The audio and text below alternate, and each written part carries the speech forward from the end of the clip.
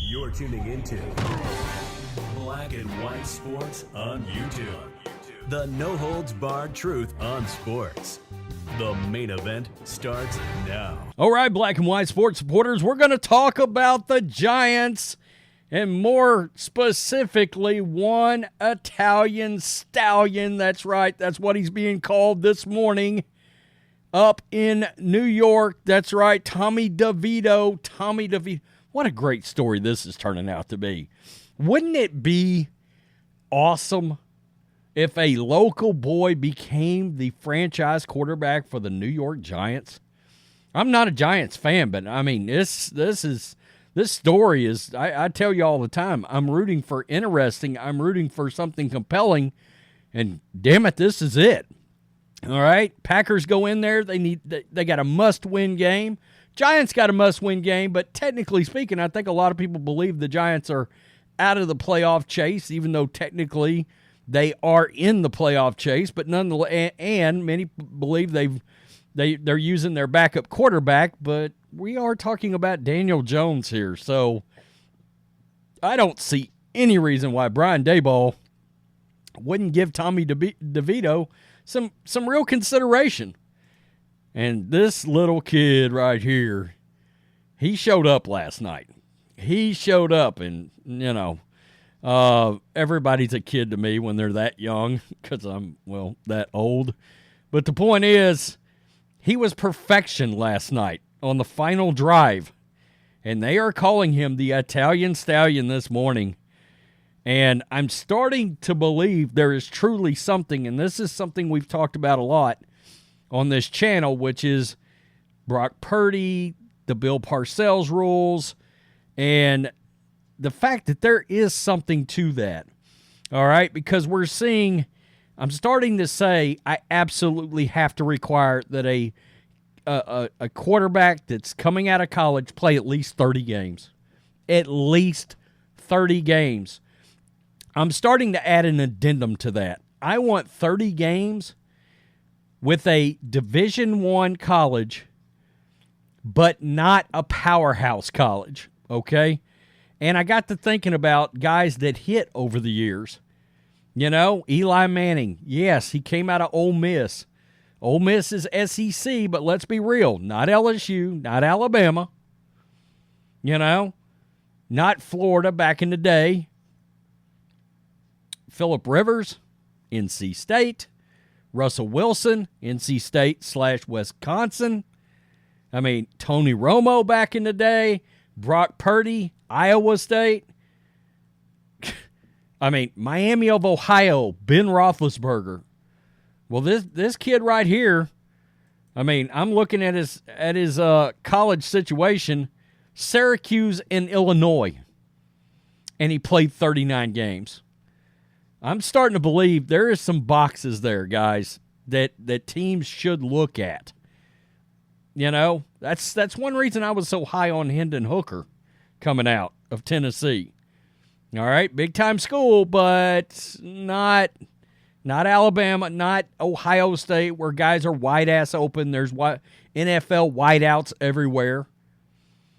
In front of his family and friends at MetLife Stadium in East Rutherford, New Jersey, DeVito was 4 for 4 on the final drive of the game to set up kicker Randy Bullock for a game-winning 37-yard field goal to give the Giants a win over the Packers, 24-22.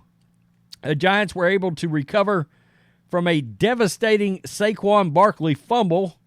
On the previous drive, Barkley fumbled to help the Packers drive 36-yard for a Jordan Love touchdown pass to Malik Heath. Green Bay failed to secure the 2-point conversion, and 8 plays later, the Giants were celebrating. DeVito was an efficient 17 of 21 for 158 and a crucial touchdown pass to Isaiah Hodgins in the third quarter.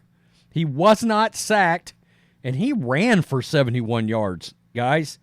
He was 10 for 71 running the ball.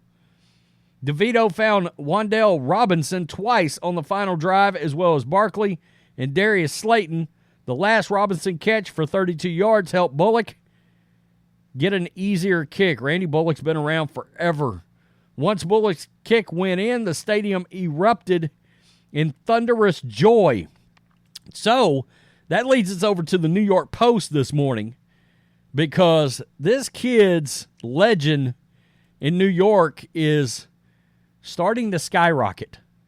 The pride of Cedar Grove, New Jersey, expertly directed a 8-play, 57-yard drive to set up Randy Bullock's 37-yard field goal as time expired Monday night. The Giants' 24-22 victory at MetLife Stadium in Devito added to his growing legend as the Giants' Italian stallion. This is such a good story. The living at home with his parents still, where he can literally get done with the game and go home, get him some cutlets going on. I mean, this is gold. It's NFL gold. At the finish, Devito was standing next to his head coach, Brian Daboll. Can we just now finally just come out and say that Brian Daboll can coach his ass off? He can coach it. What he has done with this team and this quarterback and racking up 3 wins in a row now. I mean, this dude can coach, folks. Brian Daboll, who said he did not want to look as Bullock was lining up for a field goal attempt that would determine if the Giants were going to rise or fall. Quote, at first he wasn't going to look, and then he was like, I'm going to look, Devito said. So we stood right next to each other. It was pure excitement. I grabbed him, hugged him, and told him I loved him. Guys, you got to give this guy a real look, okay? A real look. The Giants are proud owners of a 3-game winning streak, and Devito is moving from nice local boy novelty act into legitimate NFL quarterback who has a little something that is hard to define but easy to spot. His teammates get a kick out of him and want to play with him. Quote, the kid's done a good job, Daboll said before adding, I'm proud of him. I mean, folks, there is something here with this kid. There really is. There's something here. I mean, they're 5-8. You know, that's 71 yards on 10 rushing attempts. As offensive coordinator Mike Kafka and offensive line coach Bobby Johnson suggested, DeVito, with his legs, could exploit the Packers' aggressive defensive front. I mean, he ran for 45 yards after halftime. That's a hell of a competitor. Packers coach Matt LaFleur said, when asked what he learned about DeVito, certainly we were running by him left and right and couldn't get him. The Giants created 2 turnovers in the first half. I mean, there's certain things to look at on this situation, guys. This is his starts this year. And, you know, they dropped that game to the Raiders, but that was really his first full real start. And even in that, I mean, he threw 2 interceptions. One of the problems here is the sack numbers he's had to deal with. And he holds the ball a little too long, but there's something here. I mean, if they let him use his legs, 7 rushes for 41 yards against the Cowboys, 10 for 71 versus the Packers. And I understand he hasn't beaten any world beaters here. You know, they only scored 10 points against the Patriots, but, you know, we've talked about exactly how bad the Patriots are, but the Patriots' defense is real, folks. I mean, as much as Belichick's probably on his way out, he's still coaching the hell out of that defense. And that defense, even with so many guys with the Patriots missing, it's real. I mean, there's a reason why the Patriots haven't given up hardly any points the last month. He's 3-1 now, 65.9%, 855 yards, 8 TDs, and 3 picks. He's got a 96.5 rating. And you got to start taking this kid seriously now. It's official. You have to give this kid the rest of the year. Here's what I'm talking about, guys. Look at all these games he's played in college. All right? Played at Syracuse for a long, then went to Illinois. But he was more than 2-to-1 touchdown to interception. A lot of attempts, almost 1,000. 6,500 yards, over 63%, and 39 games. That's the big one. 39 games. So he's seen a lot of football. He's played a lot of football. And it's one of the reasons I don't think the Raiders, and I think they're fixing to, and that's probably a video, but I think the Raiders should hang in with Aiden O'Connell the rest of the year. And I'd really like to see the kid get, a full mini camps, full training camps, preseason. Same with Tommy Devito.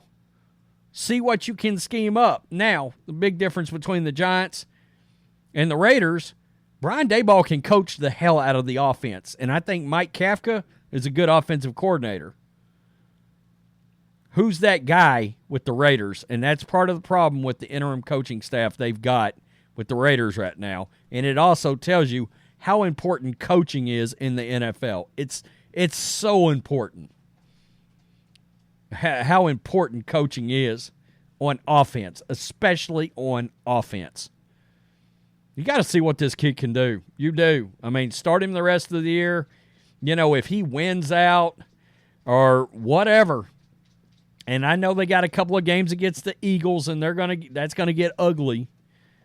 But we'll have to see. It's a great story. It was a big win. Technically speaking, the Giants are actually still mathematically alive anyway. Wouldn't that be wild if they end up 9-8 and make the playoffs somehow?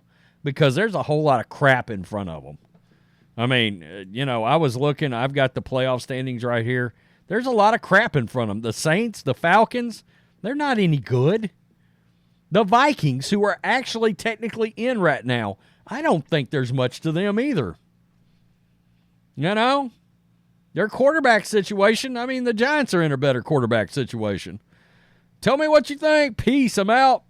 Till next time. Thanks for watching the show. Be sure to like, comment, and subscribe. Be sure to tune in next time on Black and White Sports.